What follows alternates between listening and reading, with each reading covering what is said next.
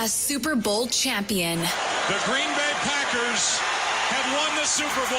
The Packers' all-time leading scorer. A game winner for Mason Crosby. It's time for the Mason Crosby Show with Mitch Nelles, presented by Verizon, the #1 network in Milwaukee, on 1250 AM and 105.7 FM The Fan, powered by the Potawatomi Sportsbook, and on the free Odyssey app.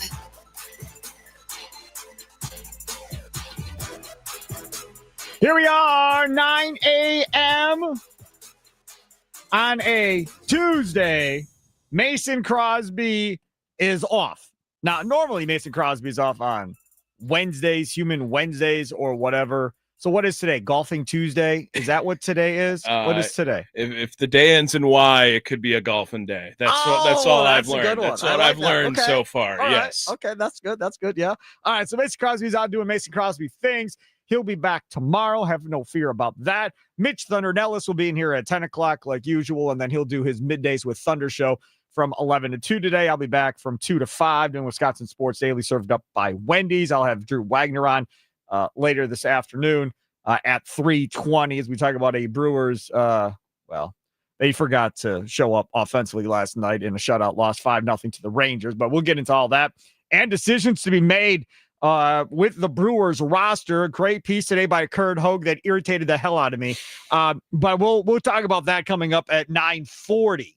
He pulled a Jack Stern. You know, those guys all hang out together. Wags, listen, Drew Wagner is nothing like Kurt Hogue and Jack Stern, right? It's Hogue and Stern, I think, are probably closer together than Wags is off on his own deal. And I appreciate Wags being off on his own deal when I read what I read from Kurt Hogue. And I'm telling you, I love me some Kurt Hogue. I text him all the time, man. That's a great piece, man. I love his minor league stuff, all that. But what he pulled today in that piece today, seeing right now, so mad. Man, I mean, I can only imagine now after what you've said. I haven't gotten to look at it today yet. Oh, you'll appreciate it. Yeah. You'll be like, oh, I love that Kurt Hogue. Nice. That's what you're gonna say. Okay, I like where this is going. I like this. You and I are gonna fight at 9:40. I know that's happening. But we're gonna start off the show talking about the Green Bay Packers, obviously, because hey, man, the Packers play on Thursday. This is a quick turnaround. This is quick.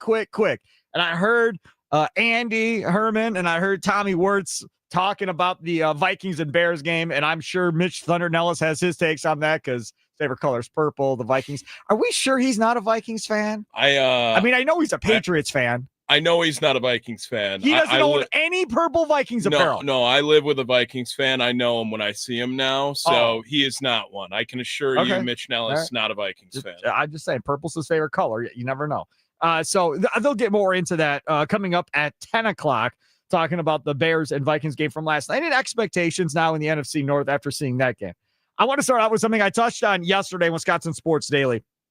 And I want to get Tommy's take and, different times of the day. Maybe y'all don't listen to my show, but you listen to this show. So I wanted to bring it to you as well because I think it deserves a lot of attention. And to be honest with you, because I don't listen to other radio stations in this town all that much, I don't know who else is even talking about this, but everybody should be talking about it in this town. Everybody should be talking about it in this state. Because it is a topic of conversation that has never been broached, that I've ever heard been broached before. And if it has, I apologize for not hearing it. The station started in 2005. I don't remember a topic ever about the board of directors being a meddling bunch. Never. Go back to the very first show, Peter Brown. Nope, never had that conversation. First time he got on the air, he went after Brett Favre. First time.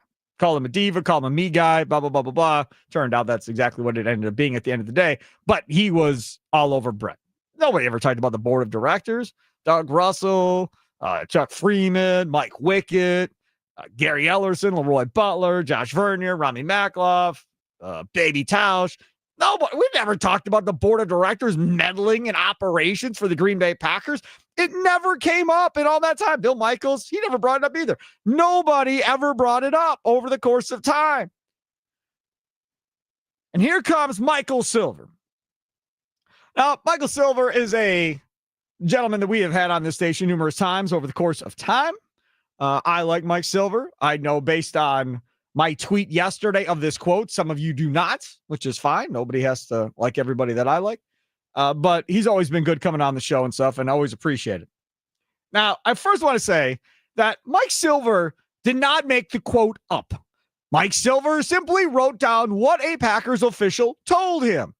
I don't think Mike Silver had any idea that this was going to come out of said Packers official's mouth before he said it. I don't think he had any idea. I don't think he wrote a story about Micah Parsons, but this sidebar came up, and to everybody around the country, you're like, oh, yeah, that's nice. To me, I was like, oh, my God, you got to be kidding me.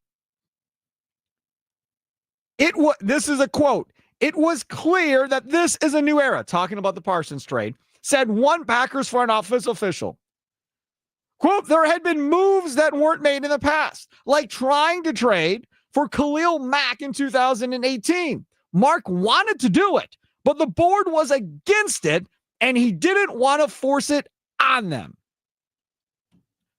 End quote. Now, this year, as you read that article in The Athletic, column, whatever you want to call it, the board this year said, hey, we don't want to take the fans for granted, right? We know we have a long season ticket waiting list, all of this. Okay. The other thing, too, is the board of directors rotates, right? People come in and go out and so forth, right?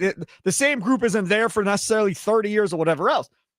Leroy Butler, we looked it up last night. Leroy Butler is on that board of directors now. Got on it, I think, last year. So now you have a player on there who can persuade others if they think making that deal is a good deal one way or the other, which is brilliant.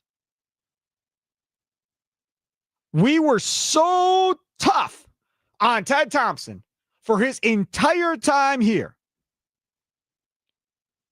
And we can't talk to him. He's passed away, unfortunately. I want to know, man. Did he ever have deals he wanted to do that they told him no to? We were on him about Randy Moss. That didn't happen. We were on him about A.J. Hawk for Marshawn Lynch. That didn't happen. It was all about going at Ted. I'm guilty. I am very guilty. Okay? The Khalil Mack deal, it was sold to us that, hey, they offered the same package, but, the Bears had worse picks. You read that, not so fast. That doesn't appear to be the case.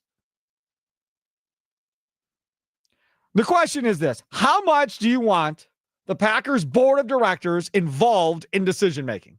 That's what I'd like to know. How much do you want the Packers board of directors involved in decision-making with said general manager, president of the Packers, which was Mark Murphy for a long time, now Ed Policy, Matt LaFleur, all this? How much do you want them involved in making these football decisions? Nicolay Law Fan Talking text line 414-677-1250, 414-677-1250.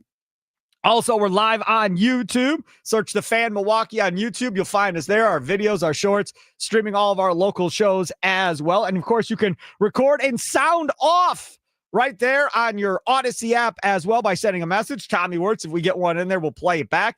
As I say all the time, it's available 24 hours a day, 7 days a week. It can be about absolutely anything that you want to sound off and vent about, right? You don't want to vent to your wife. You don't want to vent to your kids about something.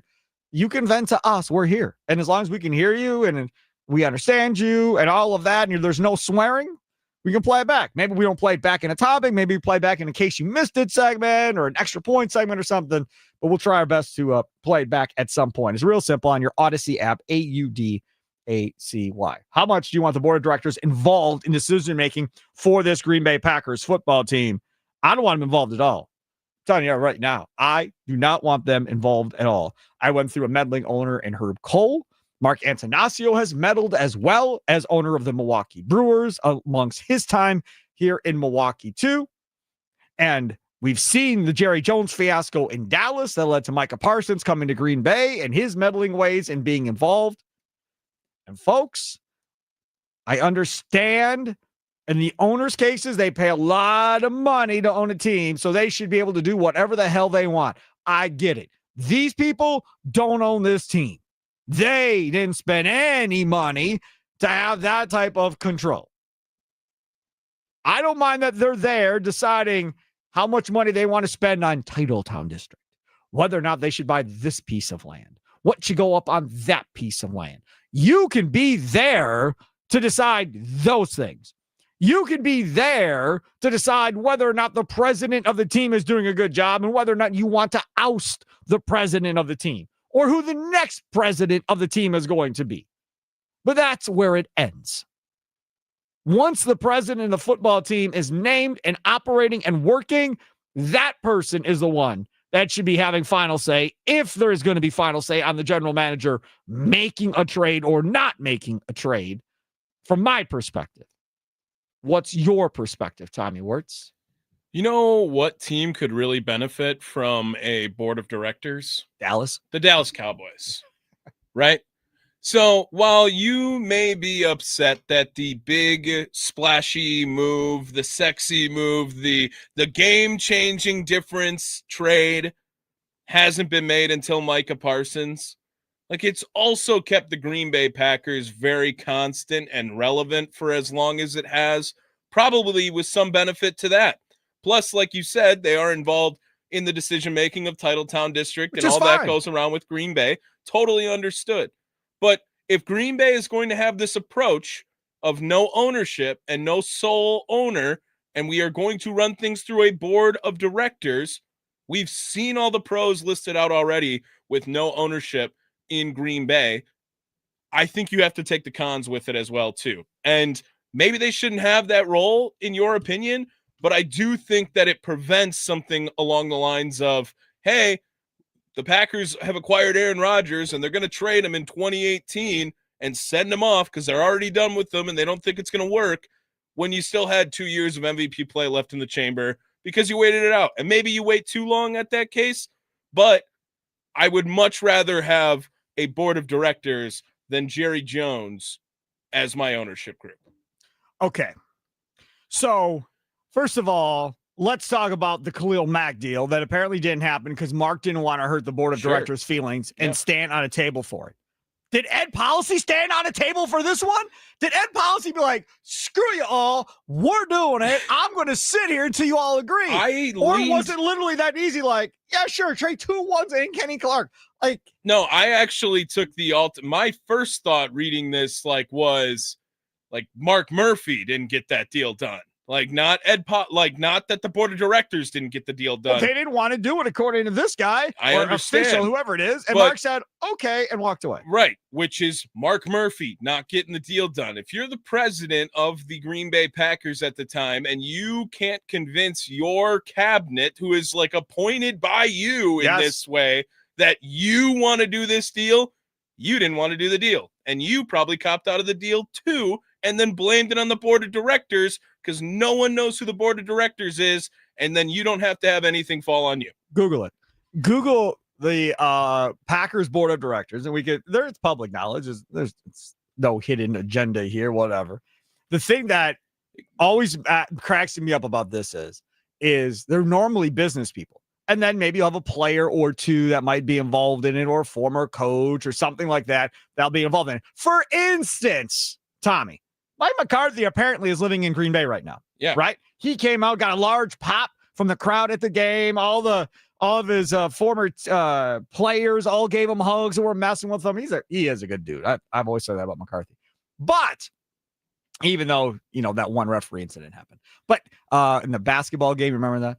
Yeah, I got a temper too. I can relate. But this is the thing.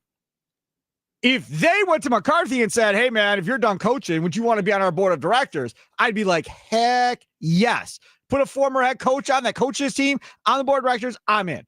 Former players on the board of directors to be a part of this, I'm in, like Leroy Butler. I'm all about it. That I'm all in on. Where I have my issues is if you're going to have say in football, don't be bringing in a bunch of dudes that run companies and telling me they know football because they listen to sports talk radio, or they know football because they have all 22 film and they can watch at their house. Like, with all due respect, there's no chance. Or split it, right? Have 2 board of directors or 2 groups. One group is to analyze football situations, and then the other group is to analyze business situations that happen outside of the football side. I wouldn't mind having 2 in charge of that whole deal. I'd be fine with that. So it looks like, according to Packers.com, under the team executive committee tab, there is a 7-person executive committee, but then the board of directors is I believe 40 people. I counted through one time if I missed one or two or whatever, but like 40 different people are on this board of directors title, including our guy, Leroy Butler, is one. And then the 7 members of the executive committee are also a part of that. So it's actually like 33 other people. That's your Ed Policy, your Carl Schmitz, your Donald Long, a part of that 7-member executive committee. And then there's 33 others that then the 40 makes it a board of directors. So again, my point of if the president doesn't want to really pursue and then say, oh, the board of directors didn't let this go through, who are you going to be mad at? There's 40 other people that you could be mad at. I think when I read it, I thought Ed Policy got this deal done with Micah because he really wanted it. And not to bash on Mark Murphy, but I don't know how much he really wanted it if that deal didn't happen. See, and that, to me, that's absolutely crazy to me to think about it. Jim tweets at the fan Milwaukee. They didn't want to trade for Favre either, but Bob Harlan convinced them otherwise. Jim, you're absolutely right. That's on Twitter. I brought this up yesterday, Wisconsin Sports Daily. You're right. And I remember Bob Harlan talking about that. And we should get Bob Harlan on. I should text Bob Harlan and get him on to understand this whole process. This is the thing. Or call Bob Harlan. I guess I'm not texting him. But this is the thing. They were trading a 1 for a 3rd round pick for a 3rd string quarterback. Now think about that for a second. He was a 3rd string quarterback. Jerry Glanville said if everybody on the team got hurt, he still wouldn't let Brett Favre play quarterback. He had no interest in letting Brett Favre play quarterback. Ron Wolf told Bob Harlan they were doing it, and Bob Harlan went, I told you have full control, so yeah, okay, I'll sell it. Whatever, we'll do what we got to do. And then he went, and obviously he was met with a bunch of people saying, "Are you out of your freaking mind? A 3rd string quarterback? We're giving him a 1 for a 3rd string quarterback?" And Bob's like, "Hey man, if we promised him full control, we can't say no at his very first move that he wants to make. You have to trust him and see how this goes." And thankfully they did. I still want to know about the Ted Thompson era. Still want to know. Did we ever get to the board of directors with the Randy Moss deal? Did we ever get to the board of directors for that Marshawn Lynch, AJ Hawk deal? Rodgers has more than 1 Super Bowl if Marshawn Lynch is on that team with him. He has more than 1 Super Bowl. Sure. He has multiple Super Bowls. I don't even know if Rodgers' best running back in the playoffs was a guy that wasn't even starting at running back the entire time throughout the season. Yep, correct. You can't say that about, like, let's bring in a star running back. They had a star running back. No. They did. They had nobody. Ryan Grant was a stud for 3 years. Stud. Stop. Ryan Grant's a nice player. Ryan Grant was never Marshawn Lynch. He was never at that level. I don't think he was really a bad fit at all. And I nice player, nice guy. Marshawn Lynch got a lot because they didn't have a lot else in Seattle at the time either. Like, all of their wide receivers were slot receivers that were just running around playing every position, right? Between Baldwin and Lockett or Jermaine Kearse, right? I mean, they're all the same thing. Like, Marshawn Lynch got 1 Super Bowl with Russell Wilson. Maybe he gets another one with Green Bay, but I don't know. Ryan Grant was pretty good. Eddie Lacy was pretty good in his stretch too. I know no one really had an extended period of good. And what about Aaron Jones? Like, Marshawn Lynch would have, to be Aaron like, they Jones guarantee they would have won another Super Bowl. Aaron Jones was pretty much at the end of that Marshawn Lynch deal. He was more towards the end. Ron tweets at Sparky Radio and at Mike Silver, because I had copied Silver in this, and Silver retweeted it. Ron says the board should have nothing to say about it, and I agree with that. Brew Cruz says, thank God Murphy's gone. So he's like you. He looks at it and says, this is all Mark Murphy's fault that the whole thing didn't get done. Chris tweets, it's been reported the Packers offer the same package as the Bears, but Oakland thought the Bears picks would be better. Correct.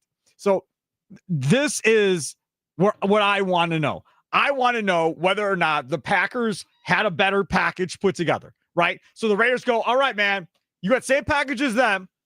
They're going to give us better picks because they're not good. What can you do to get this over the finish line?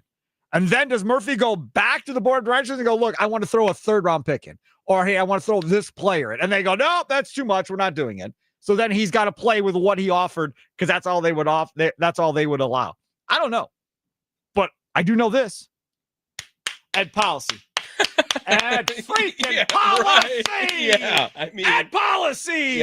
yes. Ed policy for life, baby. Let's roll. Right.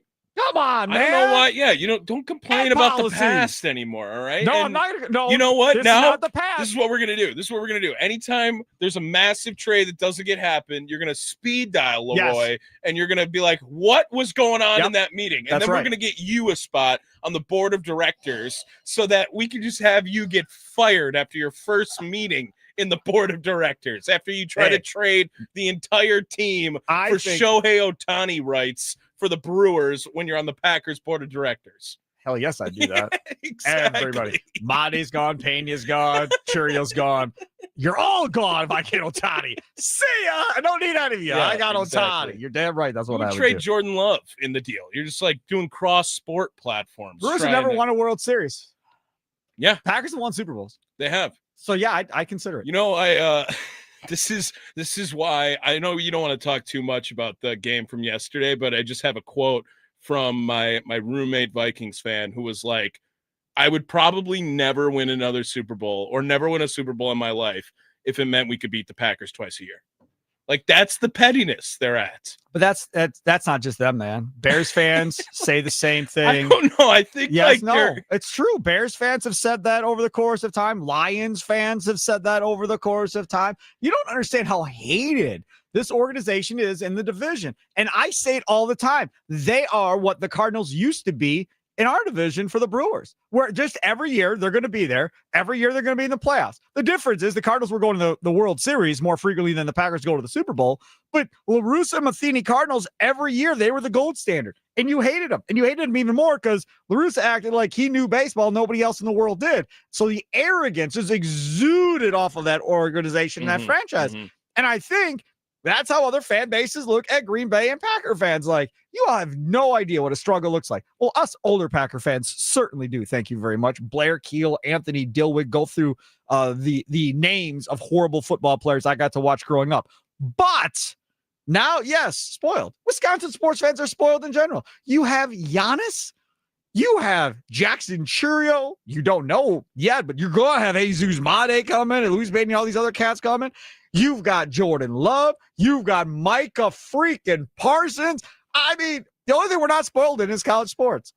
Well, we also have, hey, football team. We also have sucks. a board of directors, so feel our pain. Feel our pain.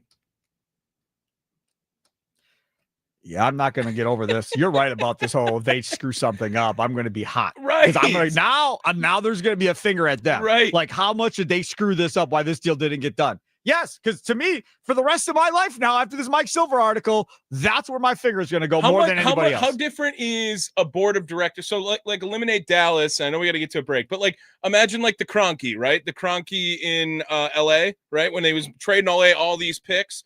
Like, how much is this is Kroenke? And I don't even remember who the GM was of the Rams during that time. Still there. Les Snead. Is it Les Snead, right? So how much of it is like Kroenke is in his ear, like, yep, get rid of these picks, or yep, get rid of these picks, as opposed to Les Snead is the guy who's going to Kroenke and saying, hey, I got to convince just one person to trade these picks. So if it's Kroenke with the Rams, because Kroenke's with the Nuggets as well, right? That dude wants to win championships. He don't give a damn how you do it. Just win championships. That's all it is. I'll worry about next year. If you think you can win a championship now, you go do what you got to do to win a championship now. The NFL is in a state also of like the income will always come in forever for the rest of time. Yes, but you still look. Those of you that go, salary cap hell's crap. Look at how the Packers got through it. Check with the Saints fan. They've been in salary cap hell for like 10 years now, right? They're finally going to come out of it. I think next year or the year after, they're finally going to come out and be able to build that thing up from scratch again. So salary cap hell can be a real deal. But the ability to trade every first-round pick they've ever owned over the course of like a decade and not care about it because they found by getting veteran players instead of having first-round picks, they were getting veteran players to come in and finish the deal to win with Sean McVay. That's huge. I ask you this. Do you think the Milwaukee Brewers would ever pull a Micah Parsons type deal? If me and Charlie were on the board of directors, yes. No, they can't because he doesn't have the money to pull a Micah Parsons. Right, but deal. that's also he like can't do it. What It's about impossible. the deferred money situation that you the can Bucks do? have pulled it. The Bucks pulled off the Lillard deal. That Right. was like the Micah also deal. deferring money. That's literally mixing like the baseball contract world and the football contract world to make this happen, like for the Bucks, right? It's like, hey, they're going out and making the deal and worrying about the cap later, but then they're going to Shohei Ohtani his contract and defer all these $20 million payments until after, so that the books are cooked for this year. Brewers and everything do the is same fine. thing. Brewers got Braun deferred money, Yelich deferred money. Etanasios playing the same game as everybody else and still says, I don't have the money.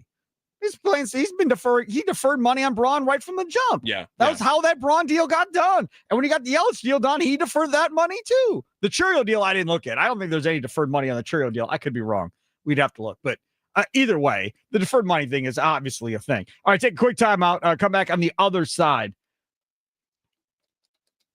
Jordan Love was a thing yesterday when I talked about concerns. If you had a nitpick, and it's definitely nitpicking, right? If I had a nitpick on something that I was concerned about, a Jordan Love couple of should have been interceptions was something that I was probably a little bit concerned about because that was shades of Jordan Love from last year, and that you don't want to see at this point. What I want to know from you is, because there are some of you that still aren't bought on Jordan Love, that still aren't sold that Jordan Love is that guy to win a Super Bowl. How good do you think Jordan Love needs to play in order for this Packers team to win a Super Bowl? Because it appears this defense is Super Bowl ready. It appears, if healthy, this defense should be Super Bowl caliber this year. So this ain't going to lie at the feet of the defense if this doesn't get done this year. Special teams, both kickers, money. Don't got to worry about special teams. Special teams suck, by the way. You don't got to worry about money there. Now it's going to come down to this offense. If this doesn't get finished at the end of the day, I would be willing to bet everything I got that people will be pointing the finger at Jordan Love in this offense for not getting it done. So the question I have is, how good does Jordan Love need to play in order for this Packers team to win a Super Bowl this year? You've heard Dan Orlovsky say, it's time, Jordan Love. Now, Dan Orlovsky thinks he's going to win MVP. I don't think he's going to win MVP. I mean, just think about it. The two All-Pros last year. First team All-Pro last year was Lamar Jackson. Second team All-Pro last year is Josh Allen. He ain't beating those two guys out at the end of the year. No chance. So you forget the MVP. But just how good does he have to be in order for them to win a Super Bowl? Nicolay Law Fan Talk and Text line 414-677-1250. 414-677-1250. You can also tweet us, Facebook us at The Fan Milwaukee, YouTube chat. The Dugout is there and ready to rock and roll. We'll read comments from the Dugout chat as well. It's the Mason Crosby Show presented by Verizon, the official 5G network of the Green Bay Packers. Live from the 1250 AM at 105.7 FM The Fan Studios. Powered by the Potawatomi Sportsbook. Time for your fan weather forecast. 62 degrees outside right now. A high of 75 today, folks. Get out the shorts.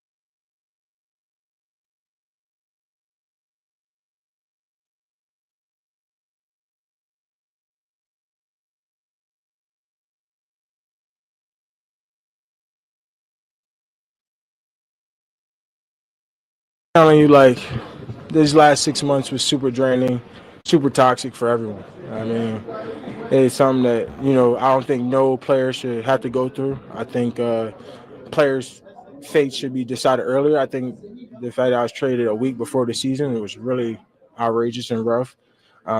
It's something where I could have been with these guys getting better and better, and we could have had probably even more dominant start, if that was the decision we was going to make. So I'm just happy that's behind. These guys embraced me. They believe in my talents. They believed in me, and I'm just going to give these guys everything I have because I know what's at stake. I know what they gave up for me to be here, and I'm going to do what it takes for us to win. There he is, Micah Parsons. After his first game, the Packers win that one on Sunday, 27-13. Next game coming up on Thursday night, Packers and the Commanders. After that game and after every Packer game all year long, you make the switch back here to the Fan Green Bay Football post-game show with Tommy Wirtz and myself after every game, plus Ryan Wood, Packer beat writer for the Green Bay Press-Gazette, also on with us after every game. You can catch Ryan Wood coming up today at noon as he joins Mitch Thunder Nelles every Tuesday at noon on Middays with Thunder. So definitely want to stay tuned for that coming up later today too.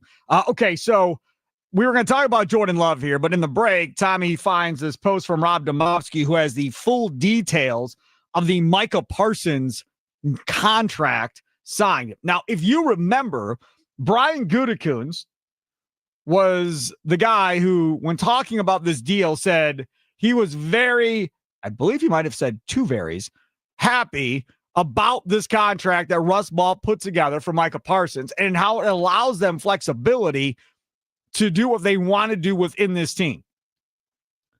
The salary cap charge, get this is amazing.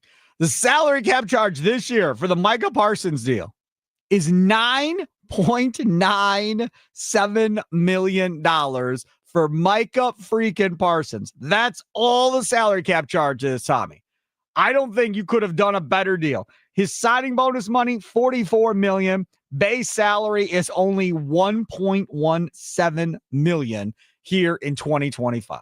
Yeah. Sounds pretty good on paper, right? It's gorgeous. Mm-hmm. Absolutely beautiful. Well, you got to keep reading. I'm coming. I got you. Yeah. 2026, base salary, $2.387 million, fully guaranteed. That's fine.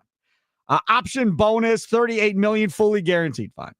Per game roster bonus up to $200,000. So it's $11,764 per game workout, per game active. There is no guaranteed money there. So it depends on how many games he plays.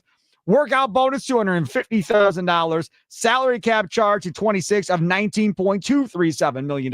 To which I say, beautiful. Very happy at $19.237 million. So far, A+ Russ Ball. 2027 base salary for Micah Parsons, $3.1 million, fully guaranteed. Fine. Option bonus, fully guaranteed. So I don't know why it's an option if it's fully guaranteed. $34.443 million. Per game roster bonus goes up, is up to $200,000, same as the previous year. Again, not guaranteed. Workout bonus, the same, $250,000. Now the salary cap charge, $26.8 million in 2027. But as the brilliant Tommy Wirtz stated in the last segment, revenue is going to continue to flow in the National Football League. Salary cap is going to continue to go up year in and year out, which means that number is still not a big number, Tommy, at $26 million. No, not at all, especially for the value you're getting out of, or the expected value you get out of Micah Parsons. Yeah, no, first couple years look pretty good. 2028. Now, this is where it changes, right?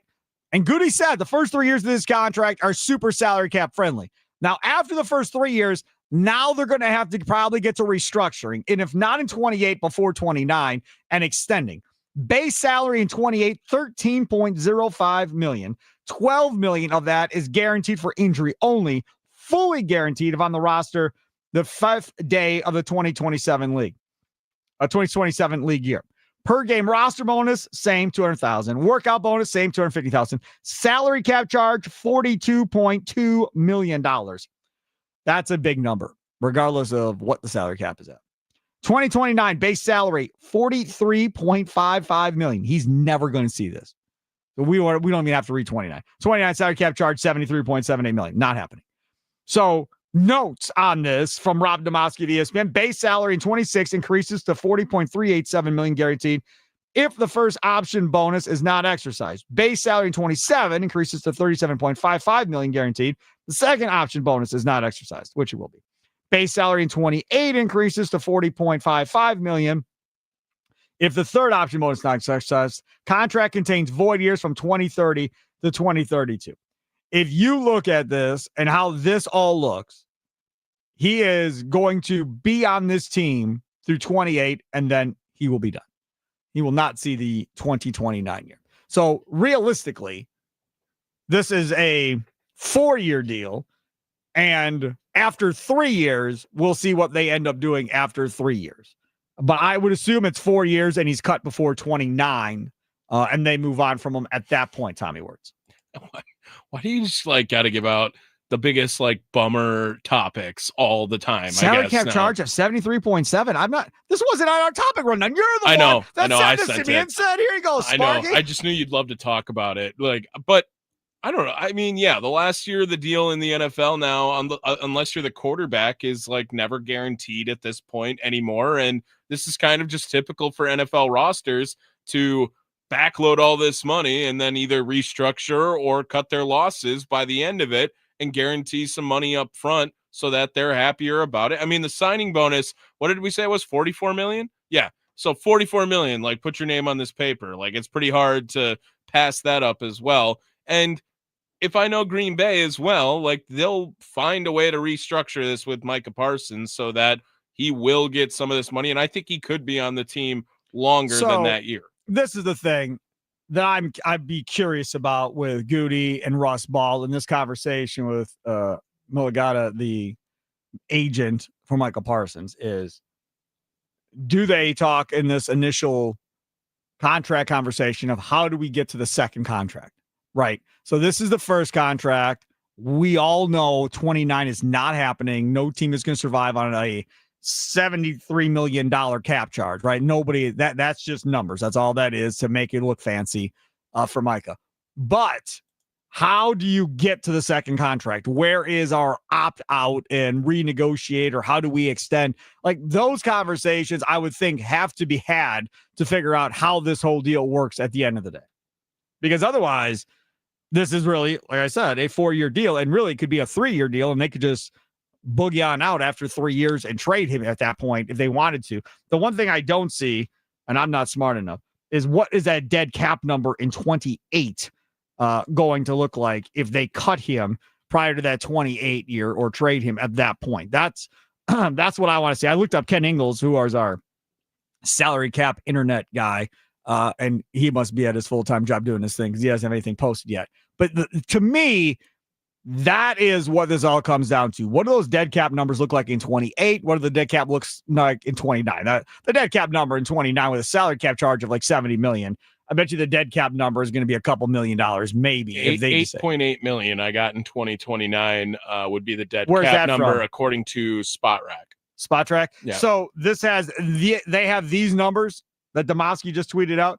They have the base salary 29 at $43.5 million and all that. 43.5 million base salary, a $1 million roster bonus. So they got it. Okay. Yep. So what's the dead cap number in 28? That salary cap number, $42.2 million. Salary cap number is 42.2, and then the dead cap number at 17.6 in 28. So after 27, they're done. So after 27, they either have to figure out, do they trade them at that point, which I can't imagine. Whoever trades for him would have to extend him. I think after 27, you have to start talking about, is there a way to rip this up and start over? Is there a way to extend? I don't know how that works with void years on the back of it. Do you just kick the can down the road again with more void years? And then those are... I don't necessarily know. There's a 2030 void, but then it says unrestricted free agent next to it too. So maybe that's when the deal, but the potential out that is listed on Spotrac is 4 years, 165, $8.8 million dead cap. That's all going before the 2029 season. Right. So again, 4 years of Micah Parsons. How many Super Bowls? 2? 3? Why not just eat it and have him be remembered as a Packer instead of a guy who played for the Packers? If they win a Super Bowl, he'll be remembered as a Packer. because they didn't sniff a Super Bowl in Dallas, my friend. Okay, but yeah, so why not Packer. a guy that two plays Super Bowls? He'll be a Packer. Okay, well, like let's think about some legacy here. You want to talk about a guy you can get back to come back to title district and make you some money, board of directors. Like lock it up with Micah Parsons as long as you can, and then he plays 12 years in the NFL, but it's just 8 years with Green Bay. That's interesting that you bring this up because in Major League Baseball, what happens? You got 10-year contract, right? 12-year contracts. You don't see that crap in the National Football League outside of who? Patrick Mahomes. Mahomes right? got the big one, right? Right. But why? I wonder if that was a talking point ever. I wonder if that was a conversation piece of we're just all in on Micah Parsons. We're rolling. Now, maybe, just maybe, Magada didn't want to go past 5 years or whatever. Because remember, that was the sticking point with Jerry Jones.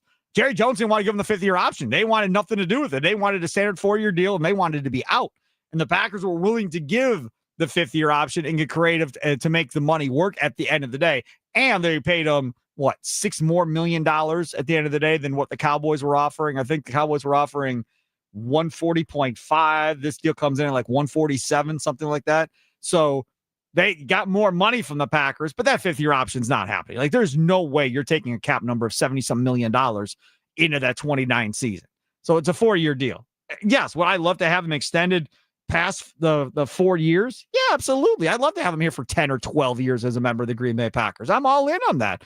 But even Reggie White, when he was done here, if you remember, okay, Reggie, you're going to be done. Yep, sounds good. And I'm going to go play for the Carolina freaking Panthers because I don't think I was done. But the Packers, swallowed hard and said, we're moving on.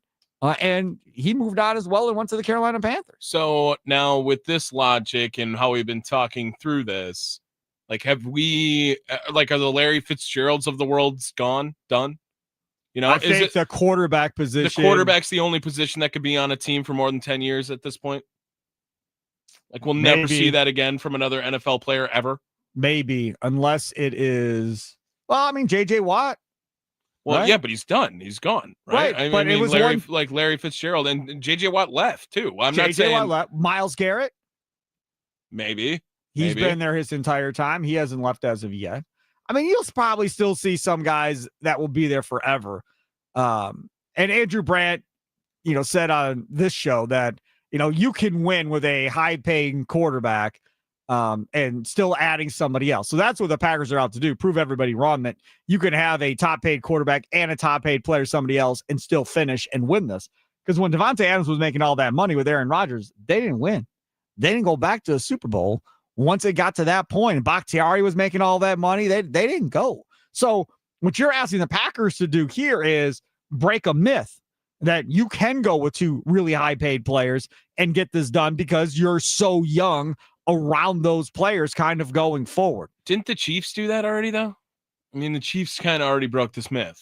Like, they're the reason why Andrew Brandt is now able to say you can win with a high-paying quarterback. Yeah, so you have, and then Jalen Hurts had his contract before the Super Bowl win, didn't he? But if you look at Mahomes doesn't have any high-priced talent at wide receiver. They've had to completely redo their offensive line every year. Didn't he have a contract when Tyreek Hill had a contract? Tyreek Hill got his big money after Kansas City. After? I'm pretty sure.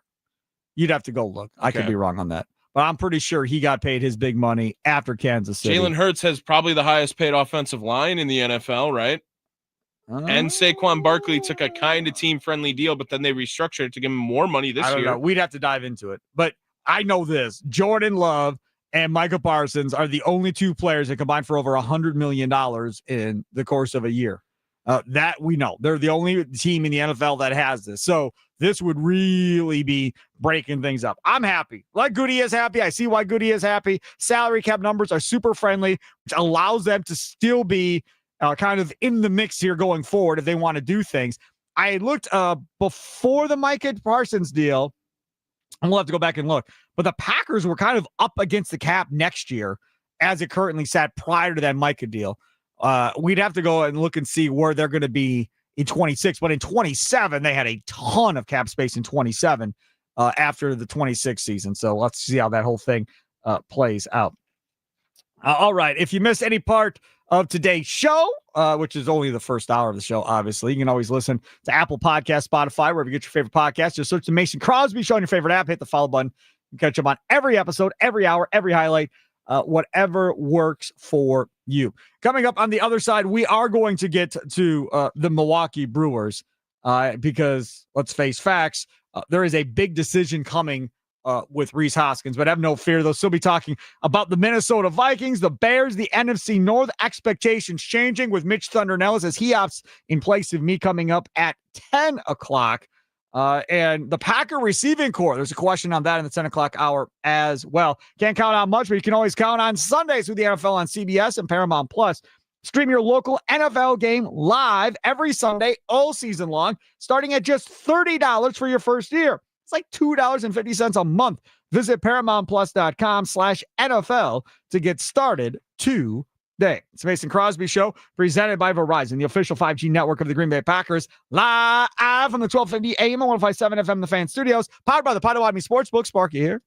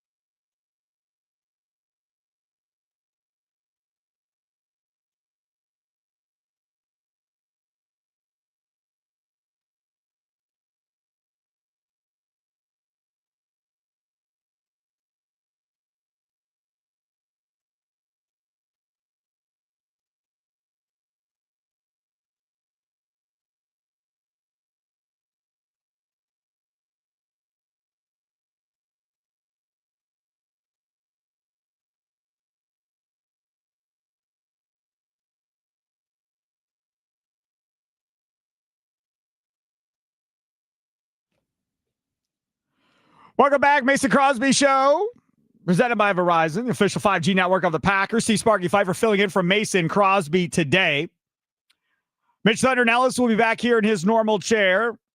That comes up here at 10 o'clock. So just a few minutes left here. I want to remind you that it's okay to not be okay. We know the power of talk can save lives. Join us coming up tomorrow at 6 o'clock for Odyssey's I'm Listening broadcast.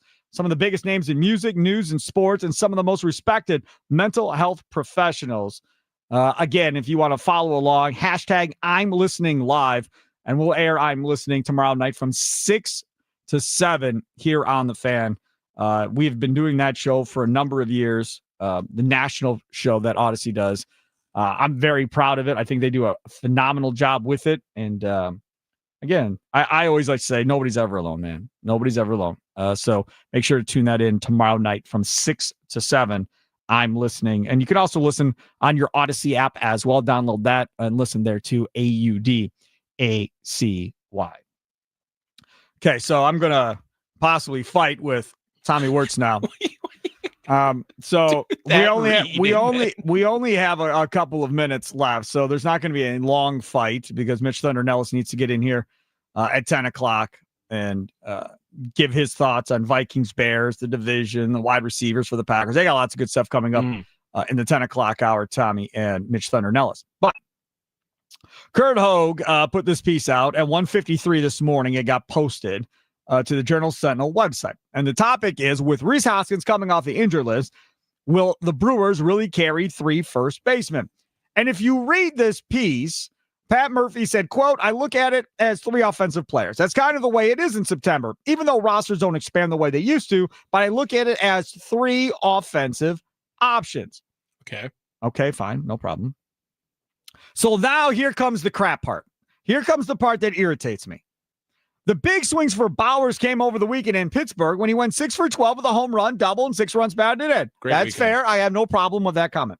His overall numbers this year are not going to jump off any pages. 69 games, he's batting .213 with a 705 OPS. That is just under a tad under league average. But the Brewers are looking beyond that when choosing whether to keep him on the roster as a pinch hitter. Now, this is where I get irritated. StatCast has Bowers add in, quote, expected batting average of .236, calculated using his exit velocities and launch angles of all batted balls. Give me a freaking break. Yep. That's 23 points higher than his actual average, to which I say I don't care. His expected slugging percentage, too, is nearly 80 points higher than his actual figure of .373. Murphy responded, it seems like it when asked if the team feels Bowers has been the victim of more than his fair share of bad luck. You must be joking. Listen, I want to just give Tommy Wirtz of a piece of advice. I want you to go buy a Lamborghini. And when you go into the bank to get the loan, just say, my expected income by the time I'm 50 should be about $1.3 million based on the trajectory of my career right now, and see if they give you the money.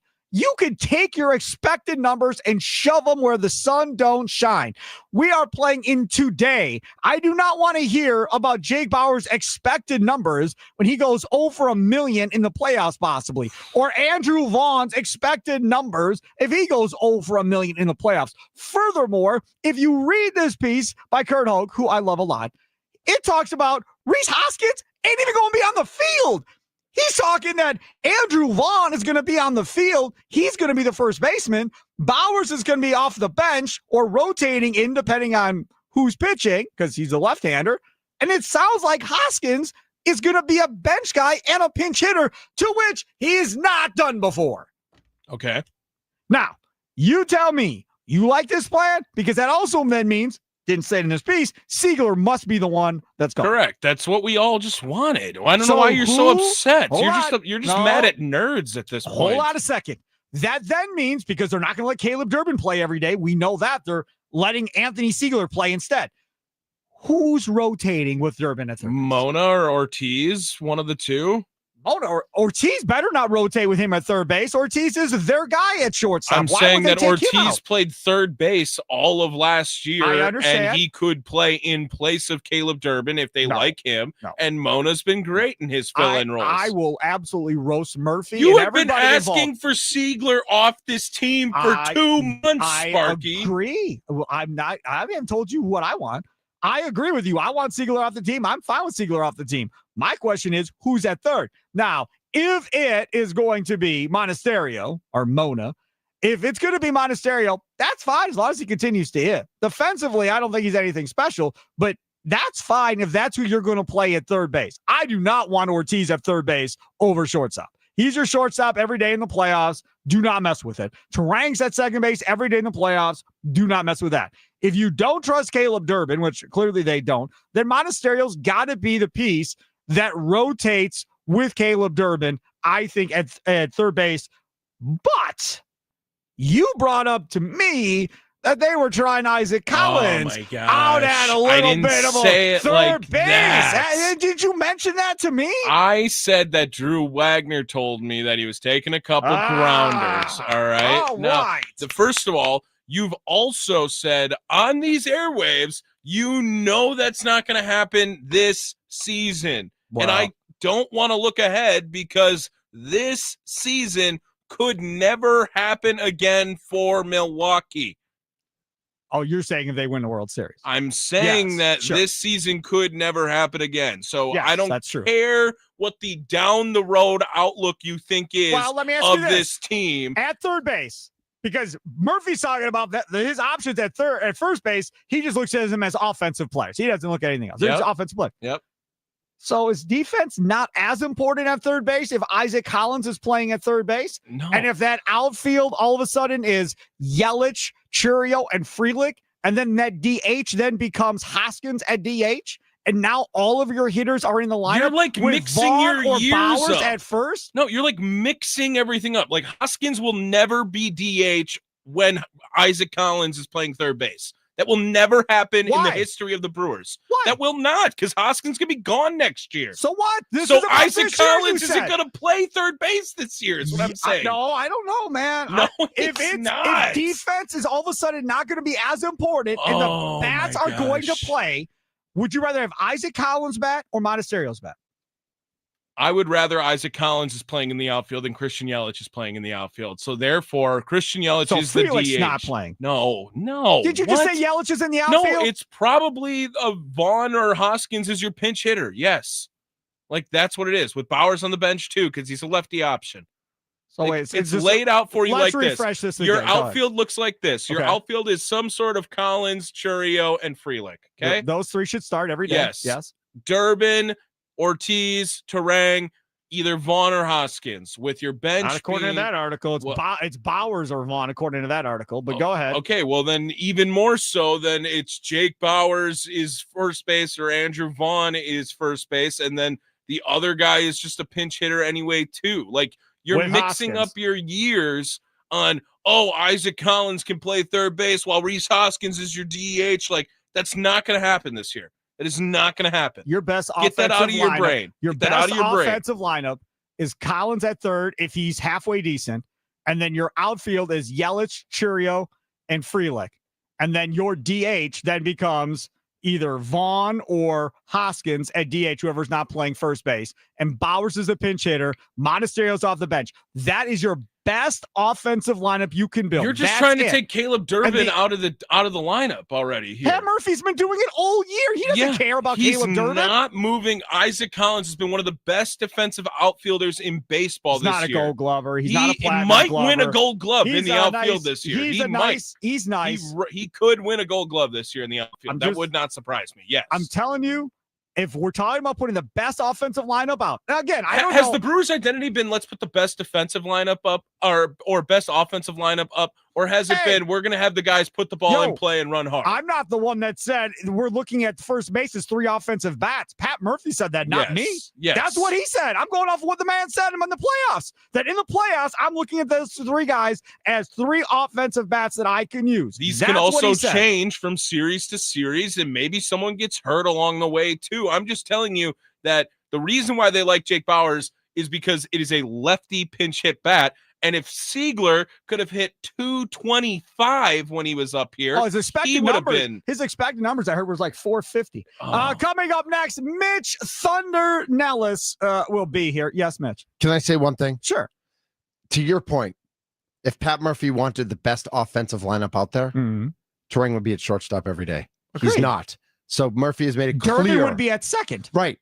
But he has not done that. No, because Terang hurt his shoulder in spring and he bailed. But in August and in September, if he wanted his best offensive lineup out there, Terang would be playing short every day, and he's not. So I don't think we run the risk. Better hitter? I Durbin also or don't Collins? agree with that take either, because Sparky's going to say yes, I agree, and then he's going to move Joey Ortiz to third base and Caleb Durbin is second, and we're in the same exact boat. Exactly. That's what I'm saying.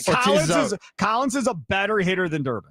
Sure. That's yes, not they play right. totally different positions. So then I would have Collins at second base, a position he's played more than any other position in his life. Yes. That you want your best offensive lineup. Fine, done. I'm in. So Collins is at second. Good job, Thunder. Collins is at second. Thank you. Terang goes to short, and then Ortiz plays third, and that's what you want to do. Durbin plays third. But you're talking about 2026. Correct. They're not going to. That's the point Tommy's making. All I'm saying is, if they move Isaac Collins to the infield, that would be amazing, and I'd be very, very happy. If they win a World Series with Isaac Collins never playing the infield this entire year, I want a formal apology. That's all I want. If they win the World Series with Isaac Collins, No. If they win the World Series with Isaac Collins starting on the infield or playing on the infield during this playoff run, I would like a formal apology. Okay. All right. That's fair. I love you both. Yeah, but nobody's being exchanged. Nobody's losing anything. Just apologies. That's all. Yeah. I'm down with that. Yeah, that's all. Yeah, we can end like that. Coming up, that's what JJ McCarthy and Caleb Williams did last night at midfield. They're like, you sucked in the first half, you sucked in the second half. All right, we apologize to each other. I'm going to talk more about that game coming up on my show at 2:00. I can't wait to hear your take. All I have to say is I completely 1,000% disagree with what I was hearing from Andy Herman and that guy over there, Tommy Wirtz, today for 25 minutes about their breakdown of the Vikings and Bears game and the quarterbacks involved. Nice. It was driving me nuts listening to it. I can't wait for Wisconsin sports. We'll talk about daily. that this afternoon. That'll do it for my 1 hour. The second hour of the Mason Crosby Show with Mitch Thunder Nelles and Tommy Wirtz up next. Presented to you by Verizon, the official 5G network of the Green Bay Packers. Live from the 1250 AM on 105.7 FM The Fan Studios. Powered by the Potawatomi Sportsbook. Talk to you at 2.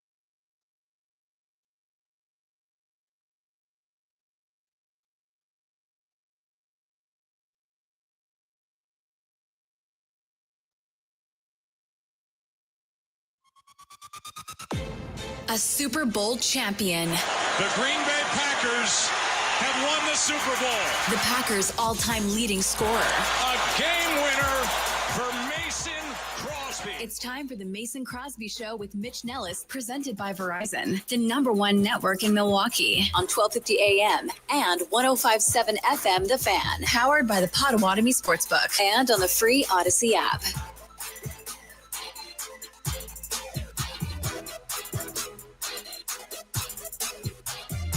Yes, sirs. This is the second hour of the Mason Crosby Show. And yes, I did, with all due respect to my bestie Sparky, I had to move the camera up a little bit here in the studio. Love that guy. Could have just left it for the people that saw it. I know. But I had to put my hand up and I had to wrote like all the sorts of things. My name is Mitch Nelles, aka Thunder. This is the Mason Crosby Show. Mason Crosby's at J.A. Happ's house. Yeah. Did we talk about that at all? No, we did not. No. J.A. Happ, the 13-year Major League pitcher. Long career. Yeah. Mason just, I don't know if this is for public consumption, but Mason just sent us a picture of J.A. Happ's house. Listen, when you have career earnings of $97 million, do you think like J.A. Happ's like, man, I could have just gotten one more $3 million deal. Is there like I could have hit $100 million. Is there like a Mandela effect going on right now? Do you know J.A. Happ never pitched for the Cubs? No, that can't be true. Really? Wasn't he on Chicago? So Ian Happ is on Chicago. Right, I knew that. And are they cousins? I think they're cousins. I didn't know that. I could be totally wrong. But I was just looking to see, like, I know he's been around the NL Central a lot, right? So he was on the Pirates for Sparky was in here because he closed all the tabs. He was on Pittsburgh for a half a season. He was in Houston when they were in the NL Central. Remember that back in 2010 and 2011. And he was on St. Louis to close his career out. But I could have sworn they are not related. Could have sworn he had pitched for the Chicago Cubs at some point. I mean, he was around for a while. Yeah. So obviously Toronto, Philly, where he's got 10 years of time with them. 10-year. Ricky got 20-year. Yeah, right. You know that story, right? Ricky Henderson. Yes. Yeah. I don't want to hear about no John 316. Ricky hitting 320. That's right. Yeah, I got it. Unbelievable. Hey, I used to play with a guy who wore a helmet in Toronto. Ricky, that was me. Yep. When he was on Seattle with John Olerud. Mm-hmm. Unbelievable. I love it. This is the Mason Crosby Show presented by Verizon, the official 5G network of the Green Bay Packers. My name's Mitch Nelles. His name's Tommy Wirtz. Big thanks to Steve Sparky Fifer for jumping on in the first hour of the program. I know lots of good Brewers talk there at the end of the hour. I know you guys hit a bunch of good topics during the show. And, we watched a football game last night, Tommy. I know I listened to some of the Pack-A-Day radio. Yep. And so I did hear you and Andy Herman talking about that game. I, of course, missed the game last night, and we'll talk about more of this on Middays with Thunder. Sure. I saw the second half of the fourth quarter because I was at Monday Night Raw. So you think J.J. McCarthy's the next Patrick Mahomes is what you're saying. I mean, I haven't seen legs like that since Christy Brinkley. Yeah. Let's go that. Man, that's an old reference. Yeah, it is. So me and Andy spent most of the first segment of Pack-A-Day Radio talking about the game yesterday. And the game yesterday pertained obviously to the Packers with the Vikings and Bears going head to head. Absolutely. And you and me both kind of had leaned Bears in this game. And the first half, we looked like geniuses. First half, and then the first Viking series of the second half, we really looked like geniuses. And poor Mr. Usen, who came out was 15-point victory guaranteed. 28-14 Bears and for looked awesome, looked great. Again, I thought he was going to nail it. And then the Bears just went and Bears themselves in the second half with a little bit of, hey, McCarthy figured it out. I will not say that J.J. McCarthy started that game off terrible and looking like all the bad quarterbacks you've ever seen play football combined in one. And Caleb Williams, he's definitely gotten he's got a little something else to his game now. I think he does. Yeah. I don't think he's terrible. I left that game still thinking that Caleb Williams is better than J.J. McCarthy. I left that game thinking both teams were mid. I also did. That's exactly what I said too. Both teams are not bad, Both teams are not good. Both teams are medium. They are mid. They're 9-8.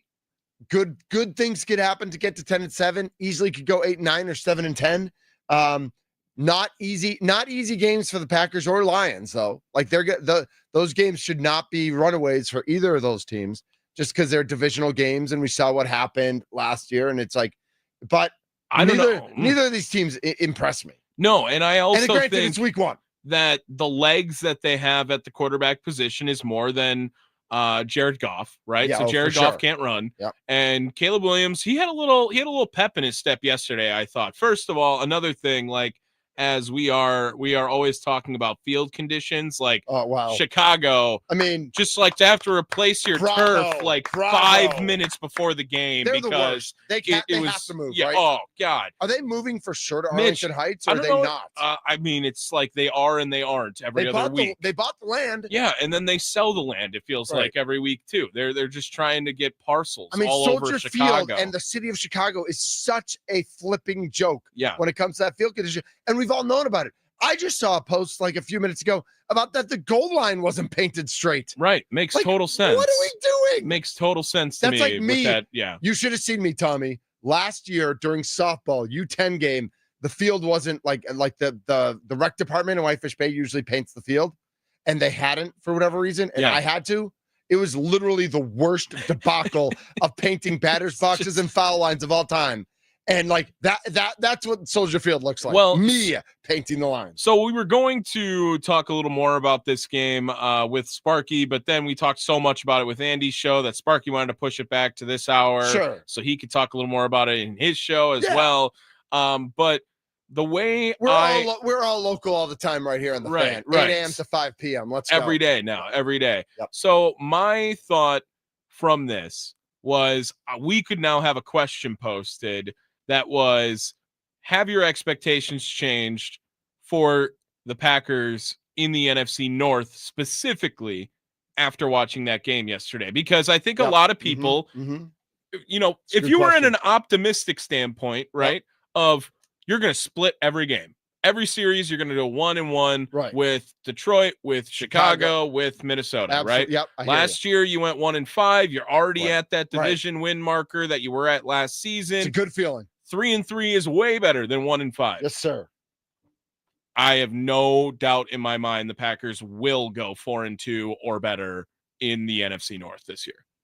No doubt that they will go 4-2 or better. Will go 4-2 or better in the NFC North this year. I can't argue that. Yeah. I mean, I'm based on week 1, and let's caveat everything we're talking about right now, every part of this conversation we're having right now, with the understanding that it's only week 1. Yep. All right. And we don't know injuries that could happen across the board in the NFL. I mean, San Francisco, we could talk about the injuries they're already dealing with. We don't know what the development of Caleb Williams and JJ McCarthy and Ben Johnson as a head coach and the coordinators in Detroit might end up getting it. Sure. But based on everything, every piece of data we saw from week 1, if the Packers don't go 4-2 or better, something went wrong. I agree. Because this, like, based on week 1, absolutely, the Packers at a minimum should be 4-2 in this division. I think that totally on board with that, Tommy. What happened is, you know, the mobility of the quarterbacks took over in this game when it was working when things were going well for their team. It was because of the mobility of their quarterbacks, right? And this will be a great litmus test this week for Packers as well, with Jaden Daniels being the guy on Thursday they're going to have to go up against, who I think is a better running quarterback, specifically running, than both of the other two guys we saw yesterday. I think that's a fair assessment as well. Yes. So that'll be a great opportunity for the Packers. If the Packers dominate on Washington, they could go 6-0 in the division. And if they dominate Jalen McDaniels as well, especially. Yeah, right. If they dominate Jalen Daniels as well. Jaden Daniels. Jaron McDanielson. Close enough. Okay. Jalen Daniels. Jaden. Jeez. All right, Jaden. If they dominate him Thursday night, and not dominate, but if they don't let him get wild with his feet, yep, he's going to get a couple. He'll scramble for a first down for sure. He's gonna get a couple. I think he's gonna get a couple for like he'll run for if he runs for 30 yards, but they keep him under control. Yep. That's a lot different than Caleb Williams going for 58. I also thought that it's just a different feel. I thought that the Vikings defense looked soft as well yesterday. Yeah. And it was a week one soft maybe. Which surprised all of us, right? Right. Like we expect the Vikings to come out, and the strength of that team is supposed to be their defense. Right. And they blitz every other play, and they're always drawing up stunts. I thought the Vikings defense looked really soft, and maybe that was an effort to not let Caleb Williams get out in front of them, and they weren't going past him. But Caleb Williams still found a way to get out of all of that as well. Now, I think also both quarterbacks yesterday are better runners than Jordan Love, for instance. So I think J.J. McCarthy and Caleb Daniels both have more mobility than Jordan Love has, and maybe there's a different approach to Vikings defense than when it's Jordan Love at quarterback.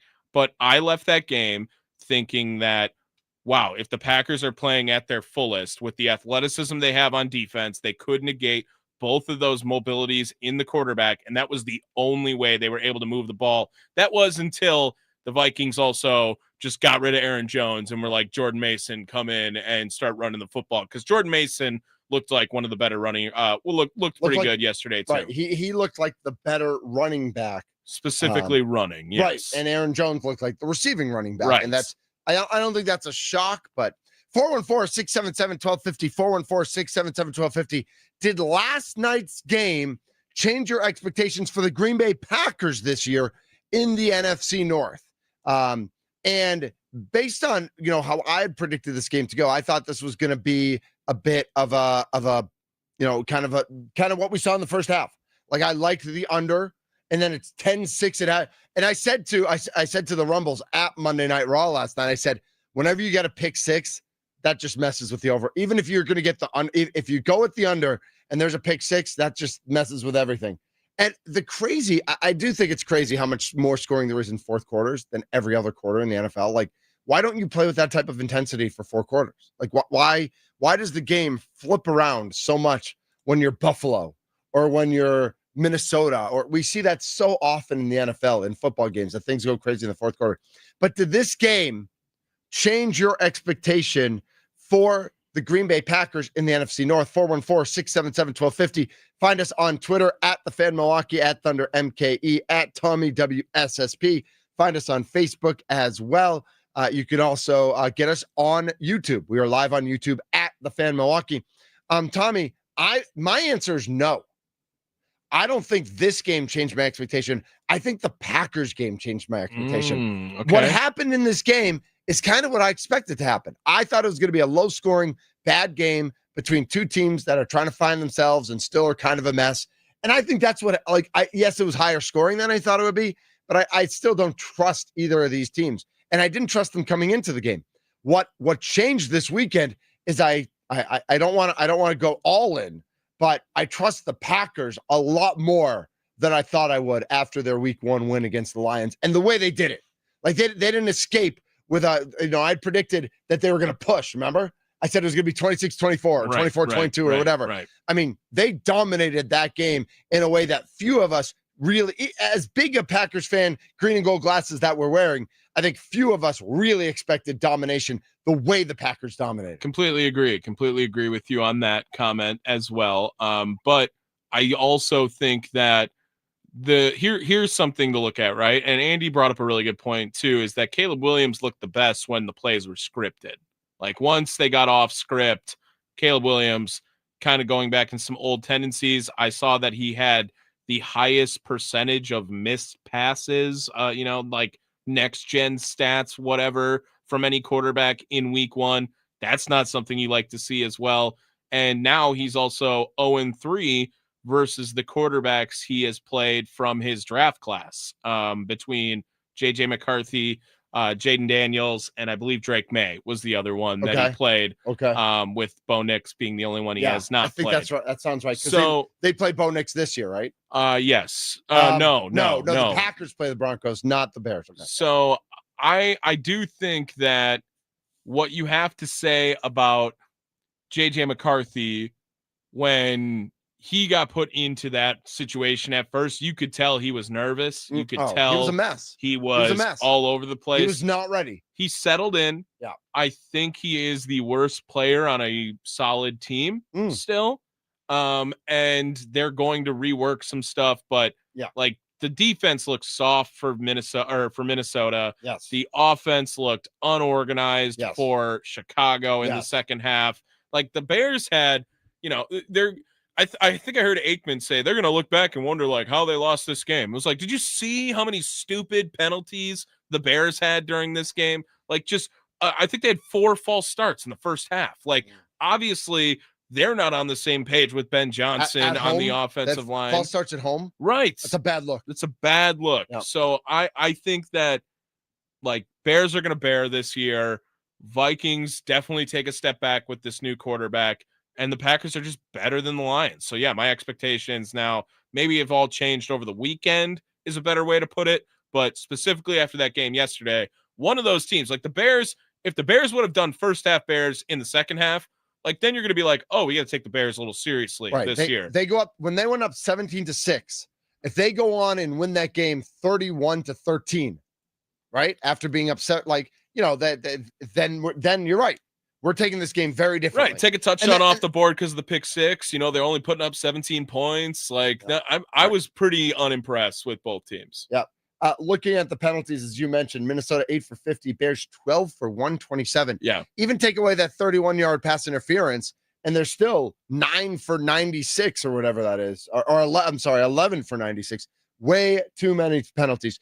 414-677-1250, the Nicolay Law Fan Talking text line.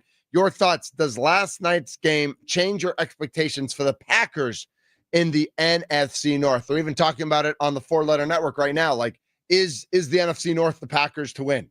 Oh, 100%. That's got to be the expectation right? now. Right? Yes. Did you see the Pato odds? Did you hear that on AD show? I did. Yeah, how Minnesota jumped Detroit already. And Minnesota jumped Detroit, and the Packers are are worse than even money to win it. Yes. Now, I guess we should have gone down this weekend. Yeah, right. We should have bet on that. Actually, would have been a good number to bet. That plus 180, and now it's minus 118. Right, $100 to win, $180. Now it's $100 to win like 90. Yep, that's like $118 to win 100. Exactly. He's Tommy Wirtz. I'm Mitch Nelles, aka Thunder. We are the Mason Crosby Show, presented by Verizon, the official 5G network of the Green Bay Packers. He's golfing with J.A. Happ and others today, and I actually had a chance to talk to him earlier this morning. J.A. Happ. J.A. Happ. Oh, I was asking if you talked to Jay. Oh, no. I talked to Mason Crosby. Got it. And what did I tell him to do? Hit him straight. It's like one brain. It's amazing. One brain. Well, I mean, bodies, after his last performance at the Pro, that was let's figure it out, dude. That was embarrassing. We've got a lot more to get to. We're going to talk some Packers wide receiver room situation. 16 completions, 10 different gentlemen caught passes. Is that sustainable? 414-677-1250, 414-677-1250. I'm Mitch Nelles. He's Tommy Wirtz. The Mason Crosby Show is presented by Verizon. We're in the Fan Studios, powered by the Potawatomi Sportsbook.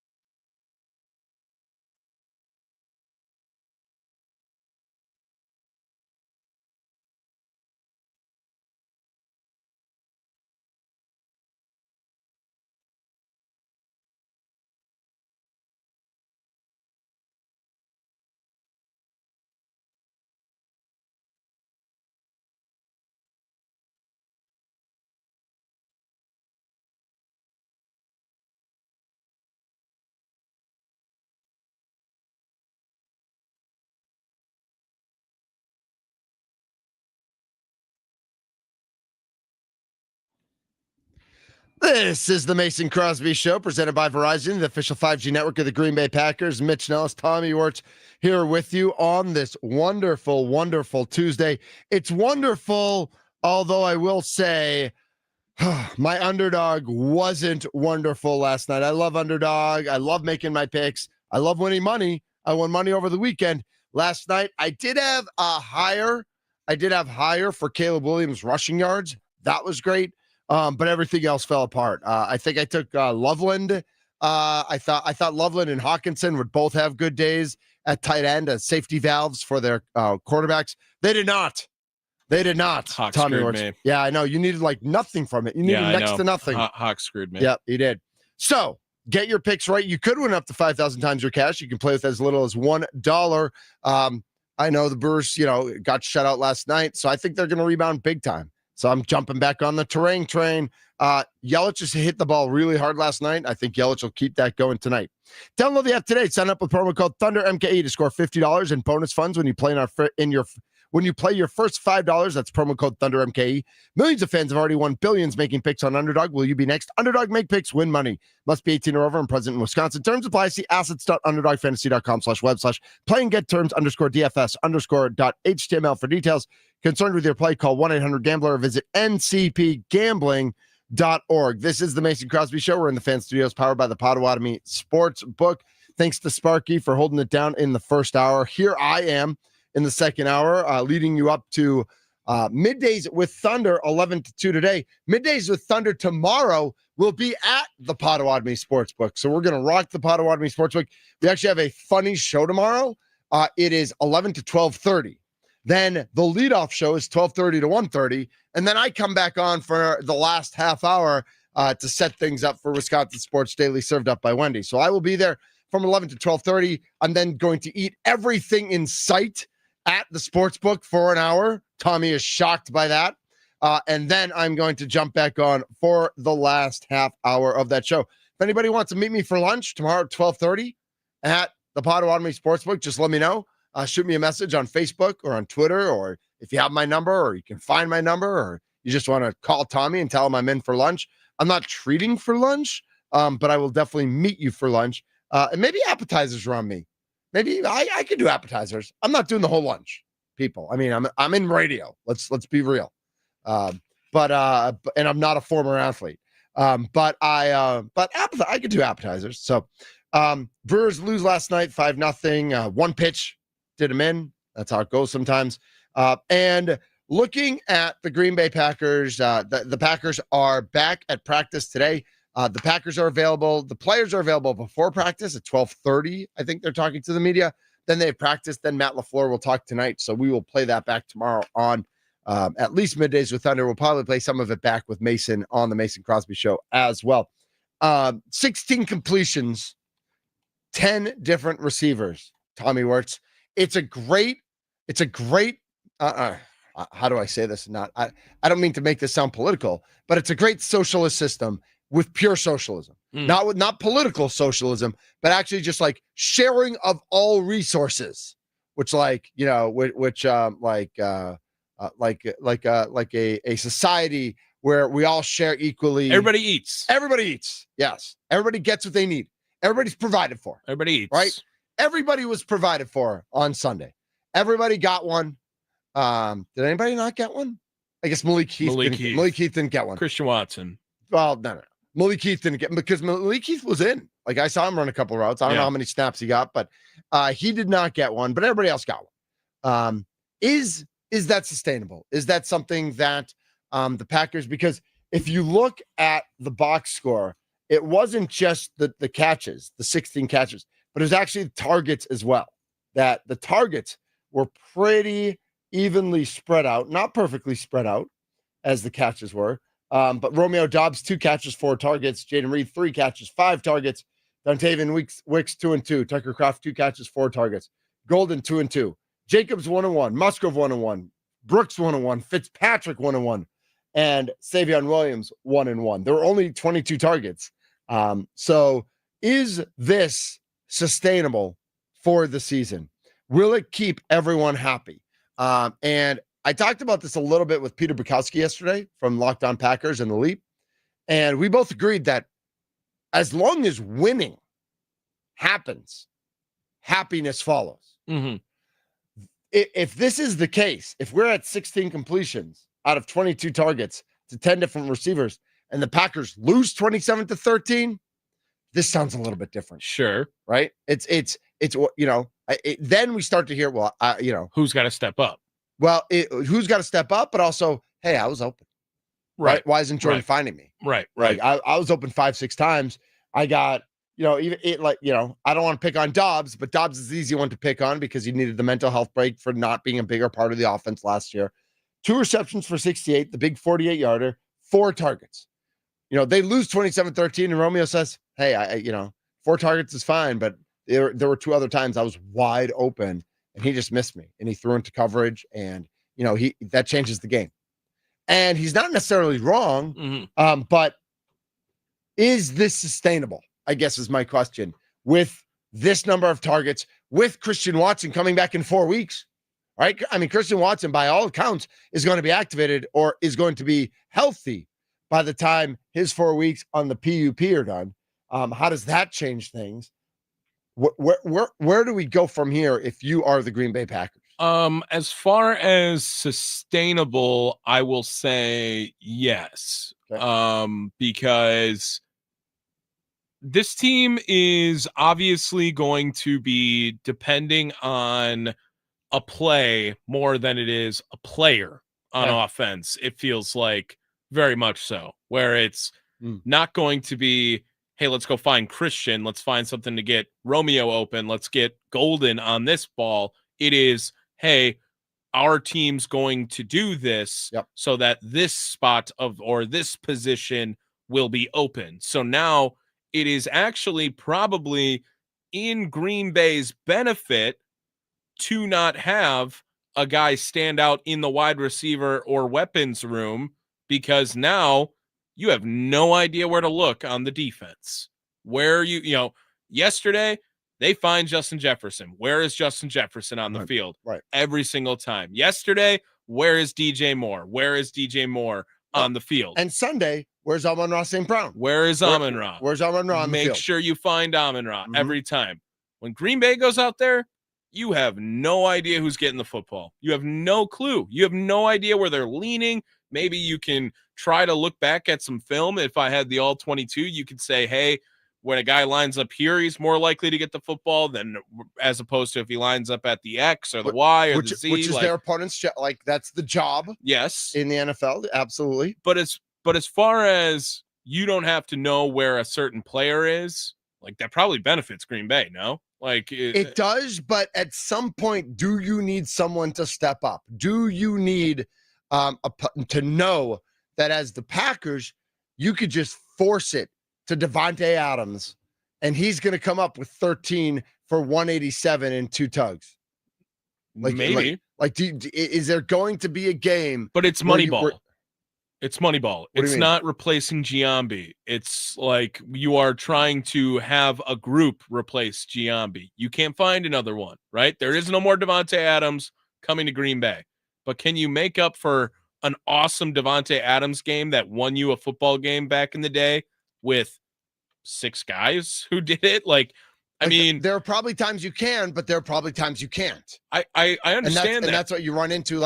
Is our Tucker Kraft, Matthew Golden, and Romeo Dobbs going to separate themselves? Is Jaden Reed, at some point on some level, will 2 or 3 of these guys who are already, we already think from the game, Dobbs, Reed, and Kraft, right?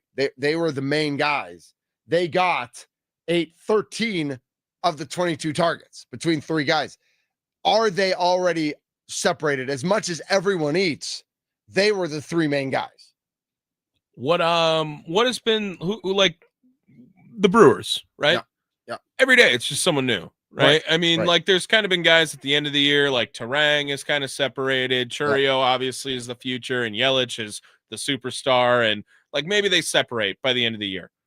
But when they were at their best, it was, all right, who the hell's going to do something today? Like it was Sal Frelick one day. It's Isaac Collins one day. Jackson Churio has a big game. Christian Yelich, that looks like the old Christian Yelich. Oh my God, you see Caleb Durbin had 2 homers in one game? Like that's what it was when the Brewers were at their best. Yes. When you couldn't tell who their best player was. You still can't. But if you're the Brewers, there's no one to blame if you go over. Terang last night goes 0 for 4 with 2 strikeouts. I know his first at bat, he crushed one to left. And, if it's there's like Terang can't blame a teammate if things don't go well. Wide receivers are notorious for blaming their quarterback. Okay, who do you blame for their offensive who do you coordinator? blame for their performance on Sunday? The Packers? Yeah. Who do you blame? You give credit, I think, to LaFleur.